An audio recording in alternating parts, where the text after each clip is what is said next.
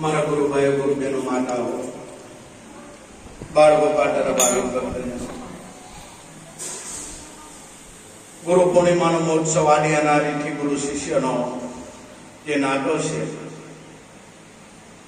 આદિ અનાદિની આ પરંપરા છે. ગુરુ અને શિષ્યનો જે સંબંધ છે સત્સંગથી છે.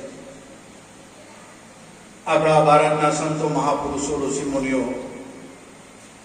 આ ચીલો કાયમ ચાલુ રહે એના માટે આ ધારા મૂકી ગયા છે, આ પ્રણાલિકા આપણને આપી ગયા છે.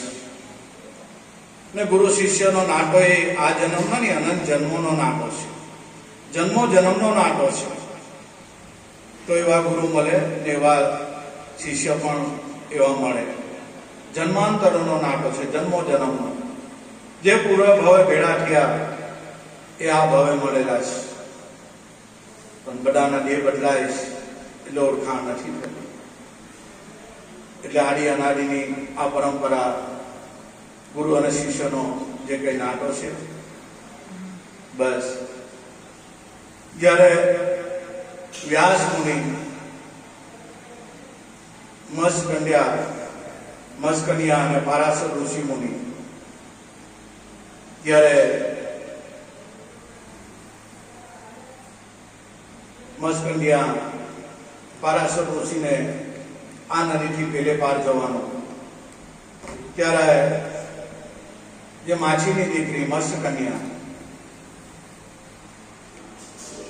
એ માછી એના પિતાજીની તબિયત ખરાબ એટલે મત્સ્યકન્યાને મૂકી કે દીકરી જાઓ આપણા હોડીને જે કઈ ભક્તો આવતા એમને નદી પાર કરાયા.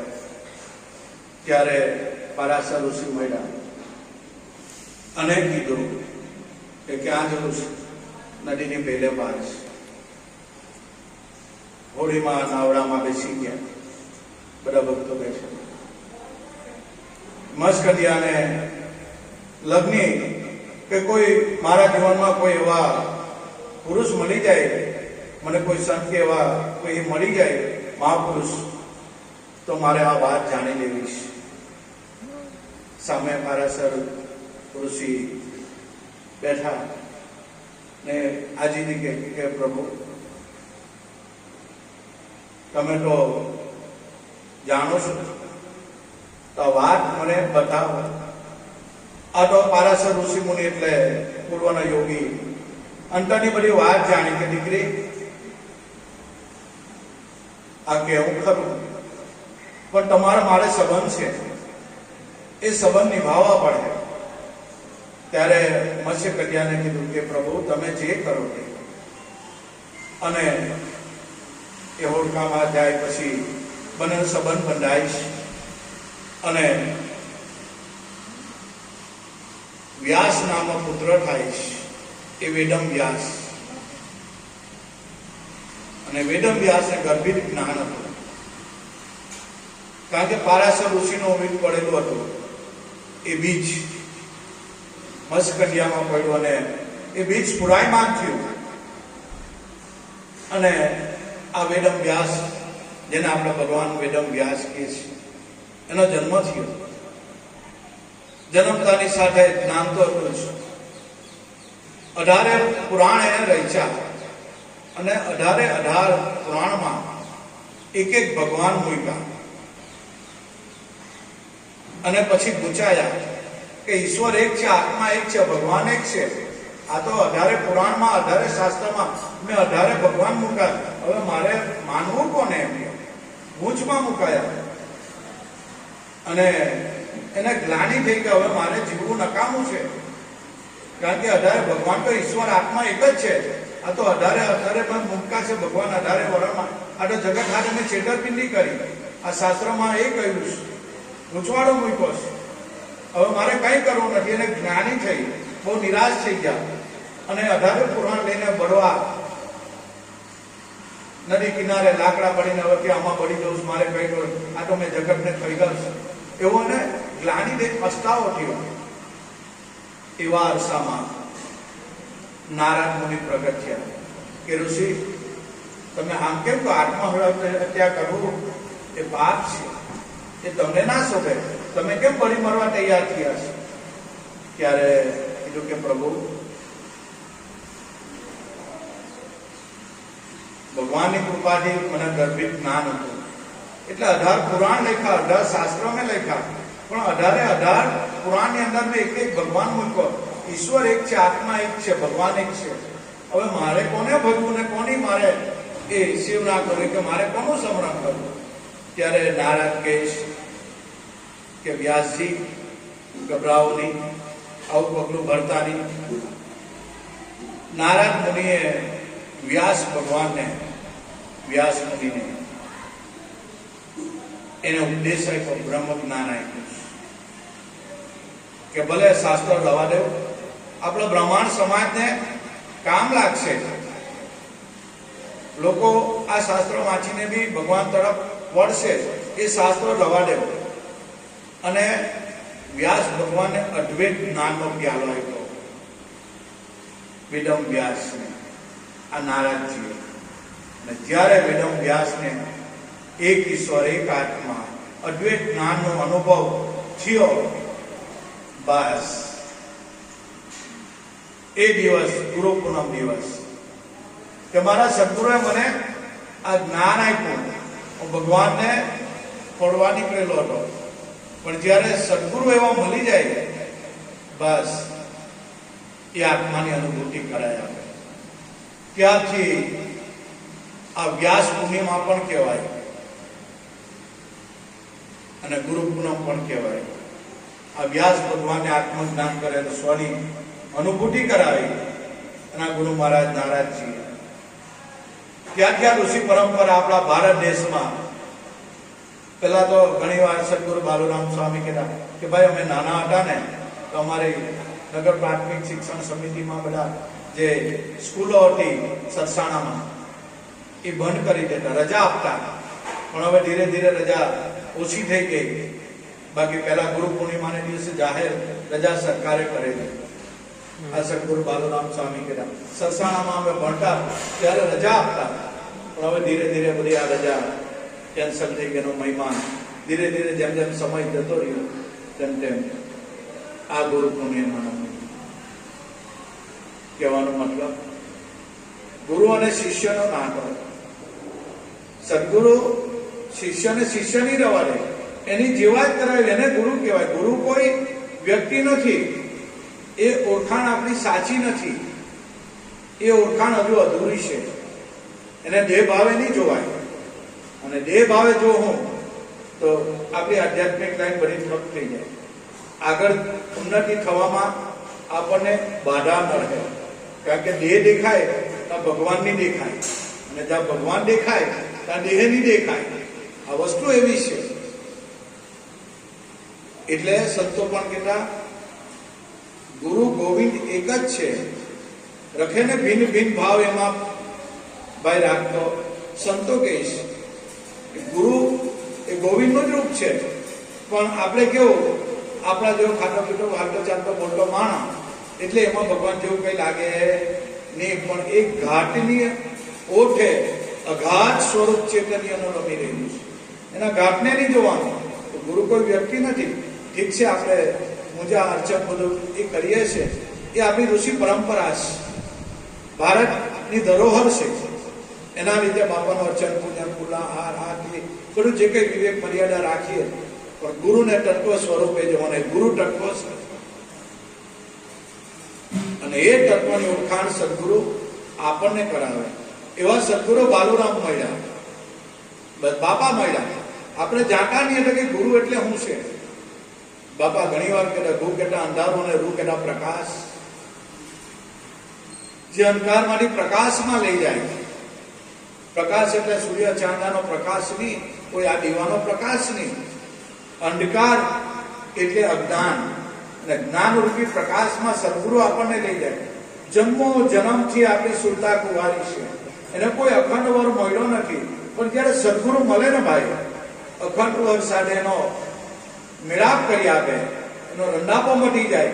વારંવાર જન્મવું, વારંવાર મળવું, બસ ગુરુ આપણને અમર પ્યાલો પાઈ દે. બસ દેહથી કોઈ અમર નથી. તમારો મારો દેહ, દરેક દેહ તો ત્યાગવું જ પડે, પણ એ દેહની અંદર દેહાતીત એ પરમાત્મા મોજૂદ છે અત્યારે પણ. દરેકના ઘટો ઘટમાં ભગવાન છે. કોઈ ઘટ ખાલી નથી, પણ આપણને અનુભવ નથી. બસ અનુભૂતિ નથી. જો અનુભૂતિ થઈ જાય ત્યારે બાપા કહે ગયેલા ભાઈ જે તારામાં છે એ જ મારામાં છે અને સર્વેમાં છે. આ નક્કી કલાકની બસ વાટા પૂરી થઈ જાય. અનુભવ કરી લે. દરેકની અંદર પરમાત્મા સરખો રમી રહેલો છે. કીડી ઠેક કુંજર હોડીમાં એ પ્રભુ રમી રહેલા. પણ ગુરુ મળ્યા તો ગમ પડી, મટી ગઈ આ મનની ટાણાવા. સદગુરુ કોઈ સાચા સદગુરુ મળે તો ભાઈ, બાકી લે ભાગુ ગુરુ બધું બહુ છે. એને શું કરવાનું? એને સેવાથી જન્મ મરણ માટે નહીં, એનાથી તો સમય ખરાબ થાય અને પાછું એ તો ચોરાહીમાં પડે ને આપણને હો નાખે એવું છે. એટલે ગુરુ ગુરુમાં ભેદ છે. પાણી પીવું તો ગાળીને પીવું, અને ગુરુ કરવા તો જાણીને કરવા, બાકી નહીં કરવાના ગુરુ. આ વસ્તુ એવી છે, કારણ કે આપણો ભાવ બગડી જાય. મનુષ્ય જન્મ એમ કઈ મળ્યો નથી આપણને તો. અઢમ ઉદાહરણ તરણ તારણ હાથ બ્રહ્મની સદગુરુ બાલુરામ સ્વામી મળ્યા, સ્વામી બાપા મળ્યા. બસ આપણે કઈ વિચારવાનું રહેવું નથી. દીવા જેવું બાપાનું જ્ઞાન છે. ઘટો ઘટમાં પરમાત્મા મોજૂદ છે અત્યારે પણ હરદમ હાલ. પણ જે બાપા કે જે સમજ્યા ગુરુની શાનમાં, એટલો લીન થયા પ્રભુજીના ધ્યાનમાં. બસ ને ગુરુ સેવ્યાથી આ સત્ય સમજાય છે, સત્યનો અનુભવ થાય છે. આ બાપાને શબ્દ ગુરુનું સેવન કરવાનું. કઈ રીતે ગુરુને સેવાના? શ્વાસ ઉશ્વાસમાં જે કઈ મહામંત્ર આપ્યો છે, બસ જે કઈ સત્ય નામ આપેલું છે, આ રીતે ગુરુને સેવી લેવાના. બસ આ ગુરુ સેવ્યાથી સત્યની અનુભૂતિ થાય છે અને નિજ આત્માનો અનુભવ થાય. તું પોતે કોણ છે? તારું સ્વરૂપ શું છે? પરમાત્માએ તને આ શરીર આપીને જગતમાં હું કરવા મોકલેલો છે, એનું ભાન થઈ જાય આપણને. સદગુરુ બાલુરામ મળ્યા, બાપા મળ્યા કે ભાઈ તારું સ્વરૂપ સચ્ચિદાનંદ સ્વરૂપ જાણ. તું દેહ છતાં દેહથી ન્યારો છે, દેહને જોવા વાળો તું પોતે છે. બાપાએ આ અદ્વૈત ખ્યાલો પાયો આપણને કે આ પાંચ તત્વના પિંજરામાં તું લોપાયમાન નહીં થઈ જાય. આ તો બધું પ્રભુની કળા છે, એની માયા છે. તું સમજ. સંતો આપણને સમજાવે છે, એમાં લોપાયમાન નહીં થાય દેહમાં. મોટામાં મોટું અજ્ઞાન. હું આ શરીર છું, જે શરીરથી કર્મ થાય તે મેં કર્યા, આ બધા સગાવાલા એ બધા મારા, આ કુટુંબ પરિવાર હું અને મારું એ મનનું કારણ છે. એ જ માયા છે. ભગવાનની માયા સંસારે માયા નથી. સ્ત્રી પુત્ર પરિવારે માયા નથી. હું અને મારું એ ભાવ એ જ માયા છે. એ ગંગા સદી પાનભાઈ કે હું અને મારું એ તો મનનું કારણ. આ મનનો ધણી મટી જાય. જ્યારે સદગુરુ મળે બસ તો એકરૂપતા કરાવે. બસ અને લોયણ પર લાખા નથી, લાખા હરિમાં ગુરુ અને ગુરુમાં હરિ. તમે ઓટ ઓટ જાણજો અને ગુરુ પ્રત્યે કોઈ જાણો ભાવ કભાવ લાખા કરતો નહીં. આ જ ઉચ્ચ કક્ષાની મોટામાં મોટી સમજણ. જો ગુરુમાં ભાવ પ્રભાવ થયો, વાત પૂરી થઈ ગઈ. આધ્યાત્મિક લાઈનમાં આગળ એની ગતિ થાય જ નહીં. તમે હોય કે હું ગુરુમાં ભાવ પ્રભાવ નહીં કરતા. હા, આત્મજ્ઞાની સંતોને કઈ હિંગડા નહીં ઉગેલા હોય. એ તમારા મારા જેવો જ હોય ભાઈ, ખાતો પીતો બોલતો ચાલતો. પણ ભાઈ કોઈક કોઈકને લાઈક થાય, બધાને નહીં થાય. જો દેહ સ્વરૂપે જો હું તો આંટી મૂંટિયા થાય. એટલે સંતો કહીશ, મહાપુરુષો એના પ્રમાણો આપે છે ગુરુને દેહ ભાવે. કારણ કે ગુરુ કોઈ વ્યક્તિ નથી, એ શક્તિ છે. આ સગુણ સ્વરૂપે પરમાત્માએ મોકલેલા ફરિશ્તા છે. એ તમારો મારો ઉદ્ધાર કરવા માટે પરમાત્મા આ ગાડી પર કોઈને બેહાડે છે, એ આપણા ભલા માટે, અને એ સત્તા પરમાત્માની છે, એને બેહાડેલા છે, એને મંજૂર કરેલા છે, એટલે એને શુદ્ધ ભાવે સેવી લેવાના. સંતો દયાળુ, એનો જીવન જ પરમાત્મા માટે હોય, એને કોઈની પ્રત્યે રાગ દ્વેષ નિંદા ટીકા એને મનમાં એવું નહીં હોય. એના માટે બધું જ સરખું, કોઈ ઊંચ નીચ નહીં, કોઈ ભેદભાવ નહીં. પણ આપણી નજરમાં ભેદભાવ છે, બાકી સંતોને આવું કઈ હોય નહીં. સંતો ન્યારા જ હોય, એની ગતિમાં જ સંતો રમતા હોય. બસ એટલે ગુરુ ને શિષ્યનો સંબંધ એ આદિ અનાદિની પરંપરા છે. આપણે અર્ચન પૂજન કરીએ એ એની વિવેક મર્યાદા છે. આપણે ભારતની એ ધરોહર છે, ભારતની સંસ્કૃતિ છે.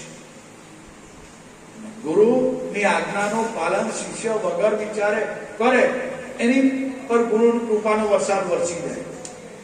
બાકી એમાં બી આપણી બુદ્ધિ લગાડીએ તો એ ત્યાંથી એ કૃપા કટ થઈ જાય. વગર વિચારીએ, કોઈ વિચારવાનું નહીં. બાપા હતા સદગુરુ બાલુરામ સ્વામી, બાપા કઈ બી કહેતા હા બાપા, બે હાથ જોડી દેતા. સ્વામીજી બાપા કઈ બી કહેતા હા બાપા, બસ એની આજ્ઞા ઝીલવા અમે તૈયાર હતા. બસ બાપાને બે હાથ જોડી બાપા હાથે રહેતા. આ શ્રેષ્ઠ ભક્તિ છે, અને એનું આજે આ પરિણામ છે.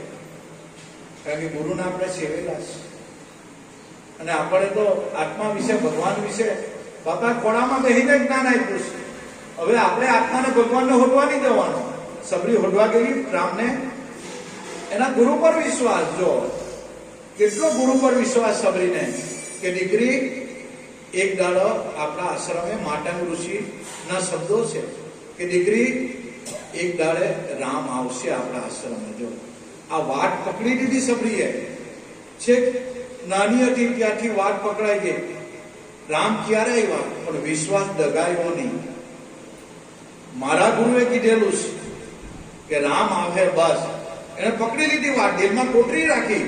વિશ્વાસ દગાયો ને ભલે ઉંમર થઈ ગઈ, જુવાની થઈ ગઈ, ગળપણ આવ્યું, તો બી મારા ગુરુનું વચન છે કે રામ આવે. એને નેક ટેકની છોડેલી. આ ભક્તિ છે. તેમ આપણા બાપાએ આપણને જે મહામંત્ર, જે શબ્દ, જે સત્ય નામ આપેલું છે, આપણે ભગવાનને હોદવા નહીં દેવાનું. રામ આવે જ ને, રામ કાવવાનો છે જ ઘટમાં, બાપાએ ઓળખાયો છે. પણ ગુરુના વચન પર વિશ્વાસ, બસ આ મોટામાં મોટી ભક્તિ છે. ગુરુ પર અને ગુરુના વચન પર વિશ્વાસ હોય ને, ભલું કોઈ કામ એને અટકે નહીં. જે જગતમાં થવાનું તે થવાનું જ. તમે અને હું એને કોઈ રોકી નથી શકવાનું. જે નિર્માણ થયેલું થવાનું જ. પણ આપણી બધાની ફરજ છે એ ગુરુ વચન પર વિશ્વાસ, સદગુરુ પર વિશ્વાસ. અને જે નામ, સત્ય નામ આપેલું છે એ તમારું મારું તારણહાર છે. એ નામ જ તારણહાર છે, બસ. અને જેનો સત્ય નામનો ધ્વનિનો જેને અનુભવ થઈ ગયો, બસ એનો જન્મ મરણના ધીરા મટી ગયા. આ મોક્ષની વઢાઈ છે ભાઈ. જેની સુરતા સત્ય નામમાં લાગી જાય એ મોક્ષની વઢાઈ છે. એને જન્મ મરણ આપોઆપ જ મટી જાય. કારણ કે એને ખબર પડી જાય કે હું આ શરીર નથી, પણ શરીરમાં રહેલું ચેતન તત્વ એ હું જ છું, એ જ મારું જ સ્વરૂપ છે. અને એ જ ચેતન તત્વ દરેકની અંદર, દરેકના શરીરની અંદર છે. બાકી આપણે બધા પાંચ તત્વના પુતળા જ છીએ. પણ એ પરમાત્માના લીધે, એ આત્માના લીધે એ આ પાંચ તત્વનું પુતળું ચાલી રહેલું છે. આ કુદરતી બંગલો ભગવાને હવાઈ મહેલ બનાવેલો ને, એને હવાઈ મહેલ કહેવાય. એ હવાઈ મહેલની અંદર પરમાત્મા શું આત્મા રમી રહેલો છે. હવાઈ એટલે શ્વાસ. આ શરીર તમારું મારું નથી, શ્વાસનું છે. એ છે તો ચાલતું છે, બાકી નહીં ચાલે. હવે એ શ્વાસની અંદર બસ સદગુરુ જે સત્ય નામનો અનુભવ કરાવ્યો, એ જ ભગવાન, એ જ ઈશ્વર, એ જ આત્મા. બસ આ જ્ઞાન દુનિયાનો કોઈ પણ માણસ અને ખોટું ઠરાવી નહીં શકે. દુનિયાનો કોઈ પણ વ્યક્તિ, કોઈ પણ સંત હોય, મહાપુરુષ હોય, ઋષિ મુનિ હોય, બસ છેલ્લે તો અહીંયા જ આવવું પડે. બસ આ પૃથ્વીનો શેડો. એટલે ગુરુનું માટમ છે કે મોજડી સીવડાવી મારા ગુરુને પહેરાવું, તો બી ગુરુના ઉપકારનો બદલો વાળી શકાય એમ નથી. પણ ભાઈ એ ત્યારનો સમય હતો કે ખાલી રે કરાવો મારા શરીરની. અત્યારે તો ખાલી ગુરુનું માને તો બહુ છે. ગુરુનું વચનનું પાલન કરે તો બહુ છે, આપણા જીવનનો નિસ્તાર છે. એટલે ખૂબ ખૂબ મારા ગુરુભાઈ ગુરુ બહેનોને ગુરુ પૂર્ણિમાની શુભકામના. આવા સદગુરુ બાલુરામ મળ્યા, સદગુરુ સોમજી બાપા મળ્યા. બસ થોડામાં બેહીને બાપાએ જ્ઞાન આપ્યું છે, આપણે કઈ વિચારવાનું રહેતું જ નથી. એટલે મારા વાલા ગુરુભાઈ ગુરુ બહેનો ખૂબ ખૂબ ધન્યવાદ. દૂર દૂરથી આવ્યા છે, બાપાના ગુણાનું વાદન ગાવાનું છે. આપણી પ્રણાલિકા અનુસાર જે કંઈ ગુરુ પૂજન કરવાનું છે એ ગુરુપદ પંકજ પૂજતા 14 લોક પૂજાય, શિવ વિરંચી શારદા ગુરુ તણા જસ ગાય. આ ગુરુના પાવલા પૂજવું એ તો આપણી ભારતીય સંસ્કૃતિ છે. પણ કયા ગુરુના પાવલા? ગુરુપદ પંકજ પૂજતા. ગુરુનું પદ મહાન છે. ગુરુનું પદ એટલે સોહમ પદ. બસ આ જેને પૂજી લીધું, બસ એટલે બધું. આ તો આપણે ભારતીય સંસ્કૃતિ જાળવવા માટે ગુરુના પાવલા પૂજીએ. એને આપણે દૂધ ને એને ફૂલ ચાંદલો ચોખ્ખો એ તો એના માટે. પણ આ ગુરુનું મહાપદ સોહમ પદ એટલે સંતો બોલા ગુરુપદ પંકજ પૂજતા 14 લોક પૂજાય. જે સોહમ પદ ને જેને અનુભવ થઈ ગયો 14 લોક પૂજાય. શિવ વિરંચી શારદા ગુરુ તણા જસ ગાય. શંકર ભગવાન શિવ વિરંચી શારદા એ સોહમ પદનું ધ્યાન કરી રહ્યા છે. આજે પણ બધા જ દેવી દેવતા પીર પેગામ્બર આ ગુરુના સત્ય નામને સ્મરણ કરી રહેલા છે. એ પદ પંકજ પૂજી રહેલા છે. બસ જે કઈ સગુણ સ્વરૂપે આપણે ગુરુ માન્યા છે એમાં શ્રદ્ધા વિશ્વાસ રાખવાનો છે. બસ અને એનો જે કંઈ આપણી ભારતીય સંસ્કૃતિ આપણી પ્રણાલિકા છે એને આપણે આગળ ચલાવવાની છે. મારા ગુરુભાઈ ગુરુ બહેનો આવ્યા, ખૂબ ખૂબ બધાને ધન્યવાદ. ગુરુ મહારાજ જોધરપીર બાપાને તો હું આપણે કાલાવાલા કરી, એની ચરણ રજ બરાબર છે બાપાની. આપણામાં શું છે? કઈ નથી, પણ બાપા તમારા ચરણોમાં કાયમ અમને રાખજો. બસ ગુરુ પૂર્ણિમાના દિવસે ગુરુ પાસે કઈ નહીં માંગવાનું, બાપા પાસે એક જ પ્રાર્થના કરવાની કે બાપા સુખ દુઃખ એ તો અમે સહી લેવું, અમે બધું કરીશું. તું અમને નહીં કહ્યા ટકા બંગલા ગાડી મોટર બાપા અમને કઈ નહીં જોઈએ, મહેનત મજૂરી કરીને બાપા ખાઈ લેવું. પણ બાપા એક જ પ્રાર્થના તમારી, જે તમે સત્ય નામ આપેલો બસ એમાં બાપા અમારું મંદરું લાગી જાય. બસ એ ગુરુ ચરણને પ્રાર્થના કે બાપા અમારે કઈ નહીં જોઈએ, બસ તમારો એક આશરો તમારા શરણે આવ્યા બાપા, બસ તમારા શરણોમાં અમને બાપા વાસ આપજો. બસ એવી ગુરુ ચરણમાં પ્રાર્થના કરવાની. બોલો સત્ય ગુરુ દેવ કી જય. જય જય જોધલા પીર.